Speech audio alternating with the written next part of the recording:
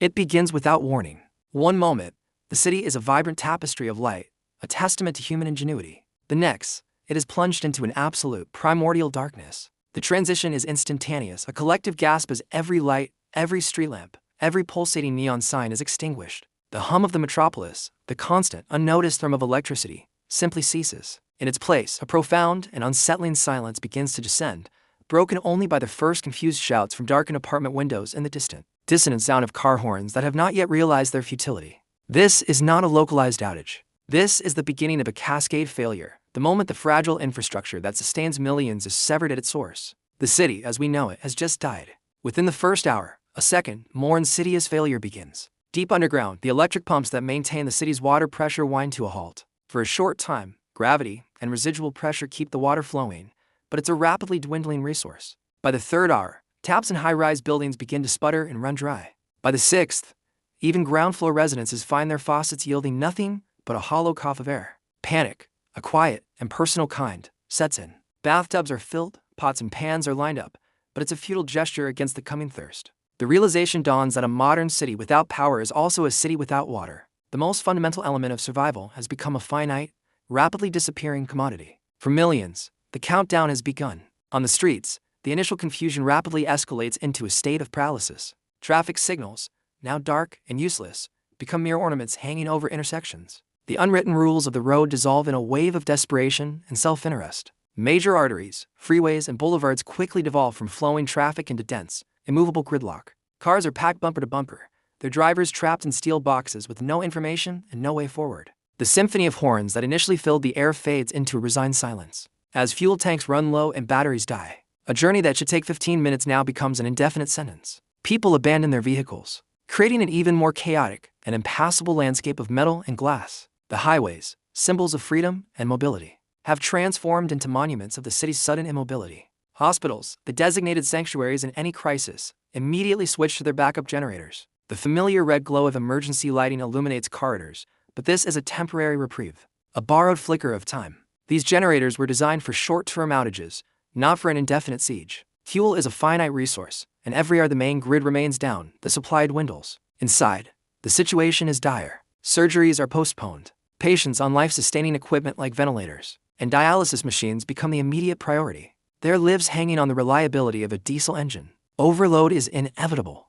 Emergency rooms are flooded with people injured. In the initial chaos, car accidents in darkened intersections, falls in unlit stairwells. The medical system, already strained on a normal day, is pushed to the brink. The staff know with a cold certainty that if the power doesn't return, they will soon be forced to make unthinkable choices. Back in the silent, darkened homes, a new threat begins to emerge. The gentle hum of refrigeration has ceased. The cold that preserves our food is now slowly seeping away, and the process of decay has begun. Within 12 hours, the contents of every refrigerator are entering a temperature danger zone. Milk will spoil, meat will turn, and the carefully stockpiled provisions of a modern household will become a source of sickness. The response is predictable. Those who grasp the severity of the situation make a run on the supermarkets, their pots lit by the narrow beams of phone flashlights. But the stores are just as dark and powerless. Cash registers don't work. Electronic doors are sealed. The first instances of forced entry begin not out of malice, but out of a primal fear of starvation. Shelves are stripped bare of non-perishables, canned goods, and bottled water in a frantic,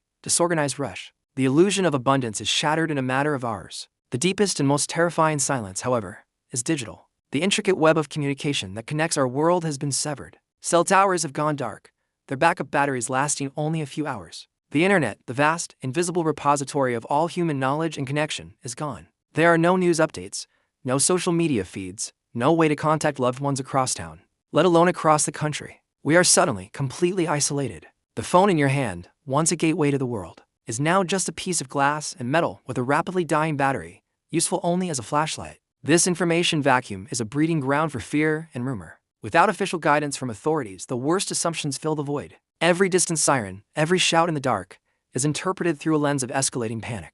The social fabric, woven together by constant communication, begins to fray. As night deepens and the 19th hour passes, the thin veneer of civilization starts to crack under the immense pressure. In the dense urban cores, the anonymity of the crowd and the cover of absolute darkness embolden those with ill intent. The sound of shattering glass becomes more frequent. Store frauds are breached, not for food, but for goods. Looting begins, sporadic at first, then more organized as the lack of consequence becomes apparent. The forces of law and order, already overwhelmed by the gridlock and a deluge of emergency calls, are stretched too thin to respond effectively. They are just as blind and isolated as everyone else. The fear that was once a quiet, internal anxiety now spills onto the streets, manifesting as a tangible threat. The city, which once felt like a shared community, now feels like a dangerous, unpredictable frontier. By the time the 24th hour approaches, the first grim tallies are being counted, not by officials but by the bereaved. The first deaths of the blackout are not from violence, but from the silent failure of technology. A patient whose ventilator battery expired,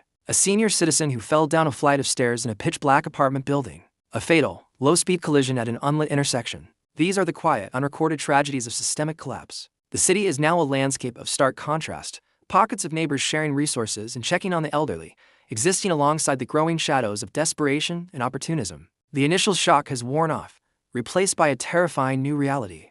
The power is not coming back on. Help is not on its way. This is only the first day. This scenario is not a work of fiction. We have seen its shadow in real-world events. The 2003 Northeast blackout left 55 million people without power, revealing the shocking vulnerability of interconnected grids. In 2021, the Texas power crisis, triggered by a severe winter storm, showed how quickly a lack of electricity could lead to a humanitarian crisis as heating systems failed and pipes burst. The 2019 nationwide blackouts in Venezuela provided a horrifying, protracted look at societal breakdown, where the absence of power led to the collapse of water, food, and medical systems over weeks, not days. These events are not aberrations, they are warnings. The data supports this grim forecast. Internal reports from FEMA and DHS, focusing on urban preparedness for the years 2024 and 2025, repeatedly model the cascading failures that would follow a large-scale grid-down event. Studies from the IEEE on power grid resilience highlight the aging infrastructure and increasing vulnerability to cyber attacks, solar flares, and physical sabotage. But the most compelling evidence comes from the raw, unfiltered accounts of survivors from past blackouts. They don't speak of grand, cinematic disasters but of the quiet, creeping dread of running out of water, the fear of a loved one's medical device failing, and the profound, terrifying isolation of a world without communication. They speak of the first 24 hours, not as a period of chaos, but as the moment a switch was flipped, and the world they knew was gone forever. The question is not if this will happen, but when, and on what scale. The first day is the test, and for most, it is a test they are not prepared to face.